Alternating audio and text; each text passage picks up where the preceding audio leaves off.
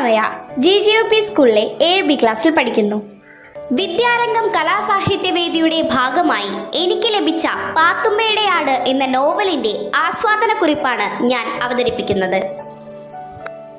നിങ്ങൾക്കെല്ലാവർക്കും വളരെ പരിചിതമായ ഒരു കഥാകാരനാണ് വൈക്കം മുഹമ്മദ് ബഷീർ. ബേപ്പൂർ സുൽത്താൻ എന്ന അപരനാമത്തിൽ അറിയപ്പെടുന്ന വൈക്കം മുഹമ്മദ് ബഷീറിന്റെ കുട്ടികൾക്ക് ഏറ്റവും പ്രിയങ്കരമായ നോവലാണ് പാത്തുമ്മയുടെ ആട്. ബഷീർ ജയിൽ ശിക്ഷ കഴിഞ്ഞ് വീട്ടിലേക്ക് വരുമ്പോൾ തൻ്റെ കുട്ടിക്കാലത്തെ അടുക്കളയും അമ്മയും സഹോദരങ്ങളും അവിടെ തുടരുന്ന വഴക്കുകളും പറഞ്ഞുകൊണ്ടാണ് ഈ പുസ്തകം ആരംഭിക്കുന്നത്. പ്രത്യേകിച്ചും പാത്തുമ്മയുടെ ആട്. ആടൊരു ചെറിയ ജന്തു ആയിരിക്കാം, പക്ഷേ കഥയിൽ അതിൻ്റെ സാന്നിധ്യം വളരെ പ്രാധാന്യമർഹിക്കുന്നു.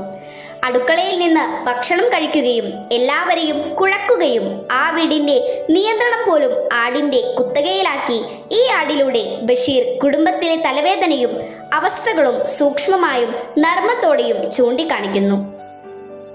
ചിരിയും ചിന്തയും ഒരുപോലെ നിറഞ്ഞ ഒരു കുഞ്ഞാടിലൂടെ ഒരു വീടിൻ്റെ മുഴുവൻ ജീവിതം അറിയാൻ പാത്തുമ്മയുടെ ആട് നിങ്ങളെ കാത്തിരിക്കുന്നു.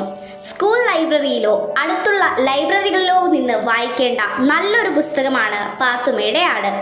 അപ്പോൾ എന്തിനാ മടിച്ചു നിൽക്കുന്നത്? വേഗമാകട്ടെ. നന്ദി, നമസ്കാരം.